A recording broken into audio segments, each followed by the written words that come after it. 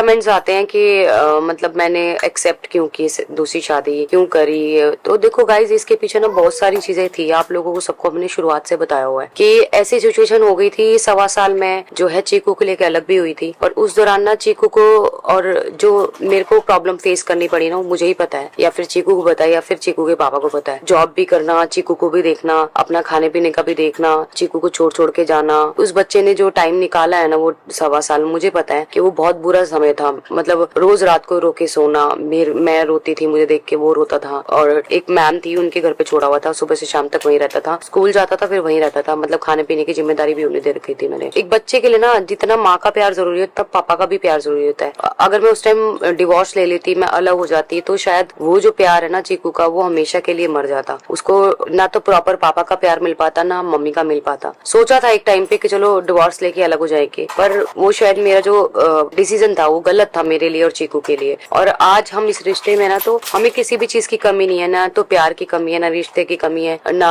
पैसे की कमी है। मतलब ऑल टोटल मतलब सब कुछ है हमारे पास। तो इस रिश्ते में रहना मेरे लिए भी बहुत जरूरी था, चीकू के लिए भी बहुत जरूरी था, क्योंकि चीकू को उसके पापा का प्यार और मुझे भी चीकू के पापा का प्यार बहुत जरूरी था। क्योंकि मैं भी प्यार करती थी उनसे, वो भी मुझे बहुत प्यार करते थे, उन्होंने भी बहुत तकलीफें देखी है गाइस। तो मैंने इसलिए तलाक नहीं लिया और इस रिलेशन को हमने बचा के रखा। और इतने प्यार से मैं, गोलू, अरमान जी, हमारे चारों बच्चे रह रहे हैं इस घर में। तो मेरे हिसाब से वो डिसीजन मेरा बिल्कुल ठीक था। और मैं हमेशा से यही बोलती हूँ सभी को कि 2 शादी किसी भी मर्द को नहीं करनी चाहिए। अगर ये शादी चल रही है तो सिर्फ और सिर्फ मेरे और गोलू की वजह से चल रही है। अगर हम दोनों की अंडरस्टैंडिंग इतनी ना हो, हम दोनों में इतना प्यार ना हो, तो ये शादी कभी नहीं चलेगी। पॉलीगमी को हम कभी सपोर्ट नहीं करते, मैंने हर एक इंटरव्यू में बोला है। फिर भी सबको ये बोलते हैं ये ऐसा डिसीजन पहले कर लेती तो आज तेरी मतलब सौतन नहीं होती, ये नहीं होती, वो नहीं होती। गोलू ने हमेशा चीकू को एक माँ जैसा प्यार दिया, ठीक है, और देती है। और तीनों बच्चों में सबसे ज्यादा प्यार वो गोलू करती है और चीकू भी गोलू से बहुत प्यार करता है। इसीलिए गोलू को एक्सेप्ट करना, शादी को एक्सेप्ट करना, देखो किसी भी औरत के लिए ना ये चीज बहुत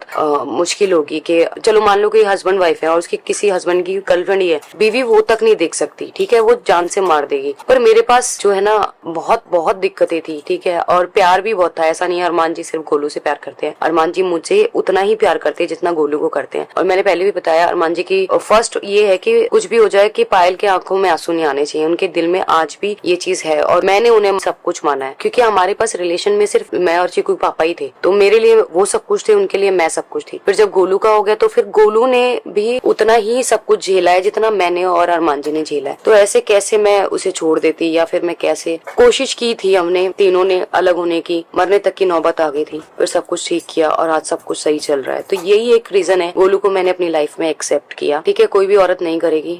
बहुत लोगों के पहले विचार अलग थे मेरे लिए कि बहुत बड़ा दिल है, ये है वो है, लेकिन अभी वो विचार सारे चेंज हो गए हैं। बस मैं यही चाहती हूँ कि आप लोग प्यार दो हमें जैसे पहले दे रहे थे, क्योंकि आप लोगों के प्यार के बिना हम लोग कुछ नहीं है गाइस। और जो चीजें देखो, अच्छा समय आता है, बुरा समय आता है, इंसान पे हर समय आता है। तो अभी शायद हमारा बुरा समय है और मैं ये कहती हूँ कि शायद हमें बिग बॉस में जाना ही नहीं चाहिए था। क्या करूँ, मेकअप कर दूं आपका? आओ मेकअप करती हूँ। तो ये बच्चा जो है मेकअप सीख रहा है यहाँ पे, देख देख के ना ब्रश ले